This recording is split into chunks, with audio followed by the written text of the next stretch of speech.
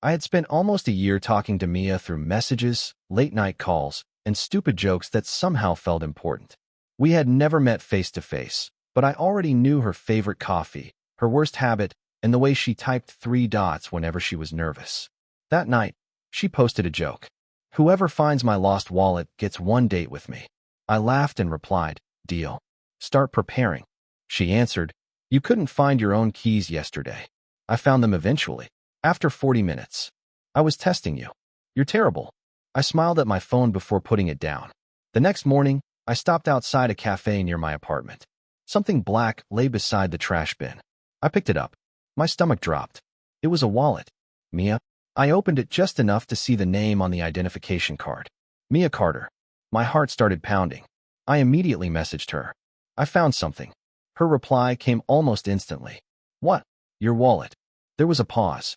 Then, "Where are you?" "Outside Bellwood Cafe." "Don't open it." I stared at those words. Too late. 3 dots appeared. Disappeared. Appeared again. "Please just bring it to me." I frowned. "Shouldn't you be excited?" "Just come here." I walked inside the cafe with the wallet in my hand. Mia was sitting alone near the window. The moment she saw me, she stood so quickly that her chair scraped the floor. For a second, I forgot how to breathe. She was real. Not a profile picture. Not a video call. Not a voice through my headphones. Mia looked at me and whispered, "You're actually here." I smiled nervously. "You owe me a date." She didn't smile back. "Give me the wallet." I handed it over. "Seriously? That's it?" "What do you mean? You said whoever found it gets 1 date." "I know what I said." "Then why do you look terrified?" She looked down at the wallet. "I didn't expect you to find it." "I didn't expect to find it either." She opened the wallet. Her fingers stopped. I watched her pull out a small photograph hidden behind a card. Her face suddenly went pale. "What's wrong?" She stared at the photograph. "Nothing." "Mia, it's nothing." I leaned closer. The photograph showed a young man standing beside her. They looked close. Very close. I pointed at it. "Who is he?" Mia immediately pulled the photograph against her chest. "You weren't supposed to see that." My smile disappeared. "What does that mean?" "Forget you saw it." "I can't." "You have to." "You told me you were single." "I am." "Then who is he?" She looked away. "Mia, answer me." I said forget it. My voice became quieter. "Is he your boyfriend?" "No." "Your ex?" She didn't answer. "Mia." Finally, she whispered, "He was supposed to be dead." The cafe noise seemed to disappear. I stared at her. "What?" She closed her eyes. "He disappeared 3 years ago. And you still carry his picture?" "Yes." "Why?" "Because I never believed he was gone." I felt a cold knot forming in my chest. "Then why did you hide this from me?" "Because I was afraid." "Afraid of what?" She looked directly into my eyes. "Afraid that if you knew the truth, you'd stop talking to me." I swallowed. "What truth?" Mia tightened her grip around the photograph. "The man in this picture isn't just someone I loved." "Then who is he?" Her lips trembled. "He's the reason I started talking to you in the first place." I stared at her, completely confused. "What are you saying?" She looked at my face for several seconds. Then she whispered, "You look exactly like him." My heart stopped. "That can't be true." "I know." "Then why are you looking at me like that?" "Because," she said, "I think someone has been lying to both of us." I looked at the photograph again. For the first time, I noticed the man's eyes. They were almost identical to mine. And suddenly, finding Mia's wallet didn't feel like luck anymore. It felt like the beginning of something dangerous. I didn't know what scared me more, her secret or connection to him. I couldn't stop thinking about the photograph. Even after Mia slipped it back into her wallet, I could still see that man's face in my mind. I finally asked, "Who is he?" Mia immediately looked away. "I already told you." "It's nothing." "That's not an answer. You're overthinking it." "I saw the way you reacted." She sighed. "Please, just let it go." "How can I?" "Because there's nothing for you to worry about." I stared at her. "You're asking me to ignore a photograph of a man you were clearly terrified of." "He was important to me once." "Who was he?" Mia's expression hardened. "I don't want to talk about him." I wanted to push harder, but something in her voice stopped me. "Fine," I said. She looked surprised. "Fine. I'll stop asking." "Thank you." I forced a smile. "But I don't believe you." Her eyes narrowed. "You don't have to believe me." I left the cafe carrying more questions than answers. That night, Mia called me. "Are you awake?" "Yeah." There was silence. Then she asked, Do you really expect me to date you because you found my wallet? I sat up. What? You joked about getting a date. You joked first. So you really want one? I laughed nervously. Mia, that's not why I found your wallet. Then why? Because I care about you. She didn't respond. I continued. I spent almost a year talking to you. I wasn't waiting for some reward. You don't even know me. Her words hit harder than I expected. I know you better than you think. No, you don't. I know when you're lying. You're proving my point. What does that mean? It means you've created a version of me in your head. I swallowed. Maybe I did. I'm sorry. I stared into the darkness. Don't apologize. I didn't mean to hurt you. You already did. The call went quiet. After a few seconds, she whispered, "Good night." Then she hung up. I barely slept. The next morning, I searched the photograph in my memory again. I couldn't accept that it meant nothing. Eventually, I asked someone who knew Mia. Her friend answered carefully. You mean Adrian? My chest tightened. Adrian, you saw the picture? Yes. Who was he? She hesitated. Mia's boyfriend. Former boyfriend? That's what everyone says. What happened? He disappeared. When? 3 years ago. Did he die? No one knows. I felt a chill run through me. That evening, Mia called again. I know you asked about Adrian. I needed the truth. You weren't supposed to find out this way. Then tell me. She stayed silent. Mia? He left. Why? I don't know. You loved him. Yes. And you still carry his picture. I never got closure. Before I could answer, her phone suddenly made a notification sound. She went silent. What happened? Nothing. Mia, I need to go. She ended the call. A minute later, my phone buzzed. A message from an unknown number. He knows everything. I stared at it. Then another message appeared. Ask Mia what happened to Adrian. My hands went cold. I immediately called her. No answer. I called again. Still nothing. Then I heard a message notification from her. I opened it. It was only 4 words. Don't trust anyone. I stared at the screen. For the first time, I understood. The secret wasn't only between Mia and me. Someone else was watching. And whoever that person was already knew everything. Even Adrian's disappearance. Especially Adrian's disappearance. I spent the next 2 days trying to learn who Adrian really was. I refused to break into Mia's accounts or follow her. I only searched public records and old news reports. I told myself I needed answers, not secrets. Then I found an old article. 3 years earlier, a serious accident had destroyed a business owned by Mia's family. Adrian had accepted responsibility. The article called him reckless. Another report said he disappeared shortly afterward. But something bothered me. Mia had told me Adrian simply left. That wasn't the same story. I called her.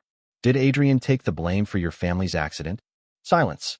Mia, where did you hear that? So it's true. Who told you? I found an old report. You shouldn't have searched. I didn't invade your privacy. You don't understand. Then help me understand. She breathed shakily. Adrian wasn't just my boyfriend. I know. No, you don't. Then tell me. He protected me. From what? From taking the blame. My stomach tightened. For what? She began crying. It was my fault. I couldn't speak. Mia, what do you mean? I was driving that night. The room seemed to tilt. You told me Adrian caused the accident. I lied. You said he disappeared because he wanted to escape. I was scared. He went to prison for you? He accepted responsibility before anyone could find out. And you let him? I begged him not to. But you still let him. Her voice broke. I was 18. My family would have destroyed me. I closed my eyes. Why didn't you tell me? Because I was ashamed. You weren't ashamed enough to keep talking to me for a year. That isn't fair. No. I cared about you. Then why did everything have to be a lie? Not everything was a lie. I laughed bitterly. How would I know? She went quiet. I looked at the photograph I had saved in my memory. Is that why you kept his picture? Yes. Because you loved him? Because I owe him my life. That hurt more than I expected. I thought I was falling for someone who trusted me. I do trust you. You hid the biggest truth of your life. I was afraid you'd leave. I might have stayed if you had told me. She whispered, I'm sorry. I didn't answer. For the first time, I realized my pain wasn't about Adrian. It was about discovering that the woman I thought I knew had only shown me pieces of herself. That night, I sat alone, staring at my phone. Then it buzzed. Unknown number. I opened the message. If you really care about Mia, don't trust her. I froze. I typed, who is this? The reply came immediately. Adrian. My heart slammed against my chest. I stared at the name. 3 years missing. A man who supposedly disappeared. A man Mia said protected me. And now he was contacting me directly. I typed again. Are you really Adrian? The answer appeared. Yes. My hands began shaking. I asked, why are you warning me about Mia? There was a long pause. Then another message appeared. Because she never told you what really happened that night. I stood up. What did she do? The typing indicator appeared, then vanished. A final message arrived. Meet me if you want the truth. I stared at the screen, knowing one thing for certain. Whatever happened 3 years ago was still alive. And somehow, I was now part of it. I called Mia immediately. She answered on the third ring. Why are you calling? Did Adrian contact you tonight? Silence. Mia, answer me. No. Are you sure? Yes. I looked at Adrian's message again. He contacted me. Her breathing stopped. What did he say? He told me not to trust you. She whispered. Where are you? Why? Because if Adrian found you, you're in danger. From him? No. Then from whom? Mia started crying. From the person who made him disappear. My blood ran cold. Who? She said nothing. Mia. The call suddenly ended. I stared at my phone. Then Adrian sent one final message. Now you understand why I came back. I needed answers more than safety. I met Adrian in an empty parking garage just before midnight. He stepped out of the shadows, older and thinner than he looked in the photograph. You actually came, he said. I needed the truth. You may regret hearing it. I already regret believing Mia. Adrian lowered his eyes. She didn't know where I went. She told me you abandoned her. I never abandoned her. Then why disappear? Her father. I stared at him. What did he do? After the accident, he found out Mia was driving. He threatened my family and gave me one choice. What choice? Leave Mia forever, or watch everything I loved disappear. And you accepted? I thought I was protecting her. I felt anger rise inside me. She still thinks you left. I wanted her to. Why? Because if she knew the truth, she'd come looking for me. And that would be dangerous? Very. I stepped closer. What does Mia know? Adrian looked at me for several seconds. She knows enough. That isn't an answer. She knows her father forced me away. She knows what happened that night. She just can't face it. Then why did she lie to me? Fear. Everyone keeps using that word. Because fear controls her. I shook my head. You protected her, and she still lied to me. Adrian's voice softened. Don't mistake her fear for hatred. I don't. Then decide what you want before you judge her. I left without another word. The next morning, I went straight to Mia. We need to talk. She looked nervous. About Adrian? About everything. She sat down. What did he tell you? That he never abandoned you. Her face fell. I knew he'd contact you. Then stop hiding things. I don't know where to begin. Start with the wallet. She stared at me. The challenge. Yes. Why did you really post it? She took a slow breath. I wanted to find someone who would return something valuable without asking for anything. I frowned. What? My wallet wasn't the important thing. Then what was? She touched her chest. I needed proof that someone could be kind without wanting something back. You were testing people? I was testing the world. Why me? Because I'd already seen how you treated people online. You defended strangers. You helped people without expecting praise. I felt my anger weaken, but I stayed silent. I never expected you to find the wallet, she continued. When you did, I panicked. Because of the photograph? Yes. Adrian. She nodded.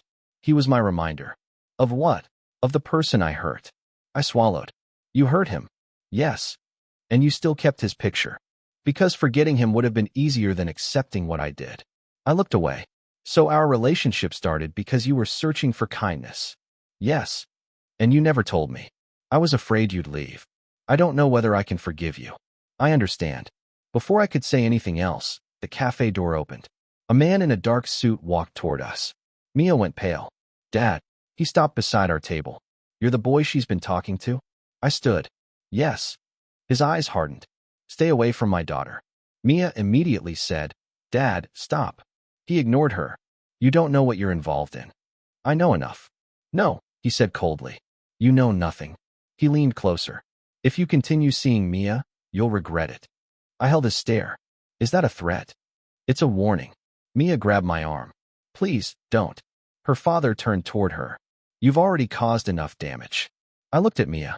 For the first time, I understood that her secrets were only part of the danger. Her father was still hiding something. and he clearly didn't want me to discover it. I looked at him and asked, "What are you afraid I'll discover?" His expression changed. "Nothing." "Then why threaten me?" "Because people who dig into the past often become part of it." Mia whispered, "Dad, leave." He looked at me. "This is your last warning." After he walked away, Mia's hand remained around my wrist. I asked, "What didn't you tell me?" She couldn't answer. That silence told me enough. Mia caught my hand before I could leave. "Please stay." I looked at her fingers around mine. "I can't." "Don't go." "I have to." "You're angry." "Yes." "You have every right to be." I pulled my hand away. "Mia, I found your wallet because I cared. I won't lose myself just because I love you." Her eyes filled with tears. "So you're leaving me?" "I'm choosing myself." She covered her face. "I don't know how to fix this." "You can't fix it for me." "What do I do?" "For once, tell the truth without protecting yourself." She slowly lowered her hands. "You're right." I turned toward the door. "I'm sorry." I stopped. "For everything," she whispered. I didn't turn around. "I'm sorry too." "For what?" "For loving you enough to forget myself." Then I walked away. That evening, Mia finally told her family everything. She admitted she had been driving the night of the accident.